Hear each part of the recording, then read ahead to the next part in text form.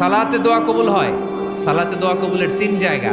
একটা হচ্ছে তাকবীরে তাহরিমার পরে আমরা সানা পড়ি না, আমরা তো একটা পড়ি, আল্লাহর হাবিব সুন্নাহ এবং নফল নামাজে আরো পড়তেন সানা, ওই দোয়া কবুল হয়। দুই নম্বর জায়গা সালাতে সেজদায় পড়ে দোয়া করলে কবুল হয়। আকরাবু মা ইয়াকুনুল আবদু মির রাব্বিহি ওয়া হুয়া সাজিদ ফাকসিরু ফীহি দুআ। বান্দা যখন সেজদায় লুটিয়ে পড়ে বান্দা আল্লাহর সবচেয়ে কাছে চলে যায়। তা কিন্তু বিশ্বনবী বলে সেজদাটা তোমার রবের কুদরতি পায়ের উপরে পড়েছে। সেজদায় পড়ে দোয়া করেন। সালাম ফিরানোর আগে বিশ্বনবী দোয়া করতেন, লা ইউসাল্লিমান্না আহাদুকুম হাত্তা ইয়াতাআওয়াযা মিন আরবা'a।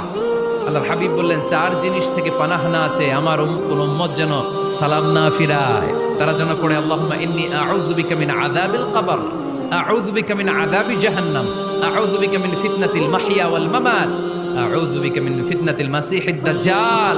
আল্লাহ কবরের আযাব থেকে বাঁচাও, আল্লাহ জাহান্নামের আগুন থেকে বাঁচাও, আল্লাহ জীবন